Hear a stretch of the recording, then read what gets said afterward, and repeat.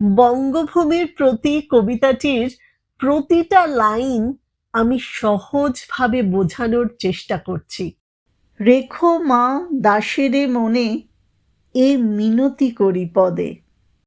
এখানে কবি সুজলা সুফলা বঙ্গভূমিকেই মা বলে সম্বোধন করেছেন, আর নিজেকে কল্পনা করেছেন সেই বঙ্গজননীর দাস রূপে। দাস মানে সেবক, আর মিনতি মানে অনুরোধ। কবি এখানে বঙ্গমাতার কাছে মিনতি অর্থাৎ অনুরোধ করছেন যে বঙ্গমাতা তথা বঙ্গভূমির আপামর জনসাধারণ যেন কবিকে মনে রাখেন। সাধিতে মনের স্বাদ অর্থাৎ মনের ইচ্ছা পূরণ করতে গিয়ে ঘটে যদি পরমাদ, অর্থাৎ যদি কোনো ভুল ভ্রান্তি ঘটে, এখানে পরমাদ মানে প্রমাদ বা ভুল। মধুহীন করো না গো তব মন কোকনদে, অর্থাৎ বঙ্গজননী যেন তার মন কোকনদকে মধুকবিহীন না করেন, অর্থাৎ মধুকবিকে যেন বঙ্গমাতা তথা বঙ্গভূমির প্রতিটি মানুষ ভুলে না যান। কোকনদ শব্দের অর্থ লাল পদ্ম। কবির মনের স্বাদ বা স্বপ্ন ছিল আন্তর্জাতিক কবি রূপে স্বীকৃতি লাভ। তিনি বিদেশি ভাষায় সাহিত্য চর্চা করে যশ বা খ্যাতি অর্জন করতে চেয়েছিলেন। বঙ্গজননীর কাছে কবির অনুরোধ, স্বপ্ন পূরণ করতে গিয়ে যদি কোনো ভুল ভ্রান্তি ঘটে তাহলেও বঙ্গমাতা যেন কবিকে ভুলে না যান। কবির আরতি, বঙ্গমাতার মনরূপ পদ্ম যেন কখনো মধুকবিহীন হয়ে না যায়। পদ্ম যেমন মধুহীন হয় না, তেমন দেশমাতৃকার মনও যেন মধুকবিবিহীন না হয়ে যায়। অর্থাৎ তিনি দেশমাতা তথা দেশের আপামর জনসাধারণের মনের মণিকোঠায় চিরকাল থাকতে চেয়েছিলেন। প্রবাসে দৈবের বশে জীবতারা যদি খসে, এ দেহ আকাশ হতে নাহি খেদ তাহে। প্রবাসে অর্থাৎ বিদেশে, দৈবের বশে মানে নিয়তির প্রভাবে, আর জীবতারা মানে জীবনরূপ তারা। কবির স্বপ্ন ছিল আন্তর্জাতিক কবিরূপে স্বীকৃতি লাভ। এই স্বপ্ন পূরণের উদ্দেশ্যে কবির বিদেশ যাত্রা। কিন্তু কবির আশঙ্কা, যে স্বপ্ন নিয়ে তিনি বিদেশ যাত্রা করছেন তা কোনোদিন পূর্ণ নাও হতে পারে। নিয়তির কোপে বা দুর্ঘটনায় কবির মৃত্যুও হতে পারে। আকাশ থেকে যেমন তারা খসে পড়ে, কবির দেহ থেকেও তেমন জীবন তথা প্রাণ চলে যেতে পারে। কিন্তু তাতেও তার কোনো আক্ষেপ নেই, কারণ তিনি জানেন মৃত্যু হলো অনিবার্য সত্য। পৃথিবীতে কেউ অমর নয়।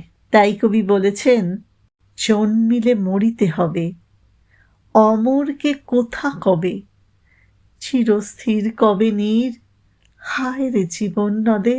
নদীর প্রবাহমান স্রোত যেমন ধীরে ধীরে এগিয়ে যায় সমুদ্রের দিকে, ঠিক তেমনই মানুষের জীবন ধীরে ধীরে এগিয়ে যায় মৃত্যুর দিকে।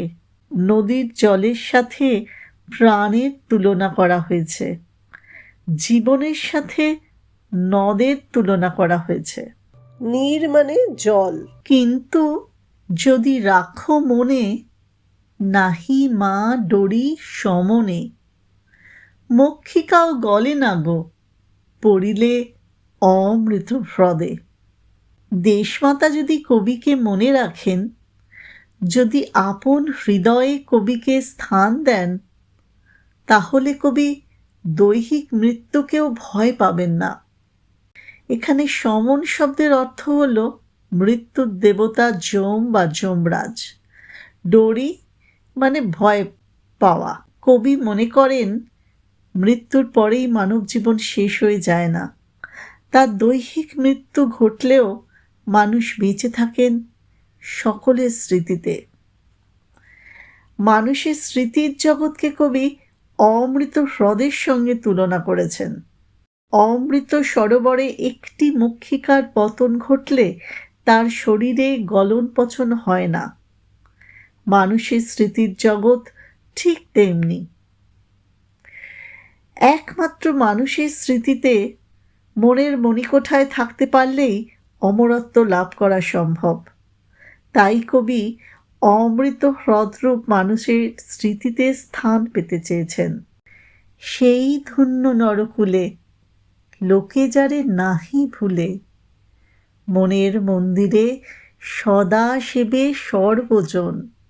সেই সব মানুষ ধন্য যারা নিজ কর্মগুণে মানুষের মনের মণিকোঠায় স্থান পায়। মানুষ তাদের ভুলে যায় না, বরং তাদের ভালো কাজের জন্য সবাই তাদের মনের মন্দিরে রেখে পুজো করে। তারা দৈহিক মৃত্যুর পরেও মানুষের হৃদয়ে বেঁচে থাকেন। তারা সারা জীবন মানুষের ভালোবাসা ও শ্রদ্ধার অর্ঘ্য পেয়ে ধন্য হয়। কিন্তু কোন গুণ আছে যাচিব যে তব কাছে, হেন অমরতা আমি? কহ গো শ্যামা জন্ম দে। যাচিব মানে চাইব। শ্যামা বলতে এখানে শস্য শ্যামলা বঙ্গভূমিকেই বোঝানো হয়েছে। আর জন্মদে মানে যিনি জন্ম দিয়েছেন, অর্থাৎ এখানে বঙ্গজননীকেই বোঝানো হয়েছে। কবির মনে প্রশ্ন জাগে, তিনি কি প্রকৃত অমরত্ব লাভের যোগ্য? কিসের ভিত্তিতে তিনি পাবেন অমরত্ব লাভের আশীর্বাদ? তিনি কি সত্যিই এরকম কোনো গুণের অধিকারী যার ভিত্তিতে তাকে সকলে মনে রাখবে? সুজলা সুফলা শস্য শ্যামলা বঙ্গভূমি কি দেবেন তাকে সেই অমরত্ব? শ্যামা জন্মদে বলতে শস্য শ্যামলা জন্মভূমিকে বোঝানো হয়েছে। জন্মদে মানে যিনি জন্ম দিয়েছেন, এখানে বঙ্গভূমি তথা বঙ্গজননীকেই বোঝানো হয়েছে। পরক্ষণেই দ্বিধার মেঘ কেটে যায়। তিনি বলেন, তবে যদি দয়া করো, ভুল দোষ গুণ ধরো, অমর করিয়া বর দেহদাসে সুবরদে। কবি অনুভব করেন মা যেমন সন্তানের সব ত্রুটিকে ক্ষমা সুন্দর দৃষ্টিতে দেখেন, বঙ্গজননীও যেন কবির অর্থাৎ তাঁর এই ক্ষুদ্র সন্তানের সমস্ত দোষ ত্রুটি ক্ষমা সুন্দর দৃষ্টিতে দেখেন। বঙ্গজননী যদি কবির প্রতি একটু সদয় হন, যদি কবির দোষ ত্রুটি ক্ষমা করে গুণগুলোকে বড় করে দেখেন, তাহলেই কবি বঙ্গজননী তথা দেশবাসীর হৃদয়ে চিরকাল বিরাজ করতে পারবেন।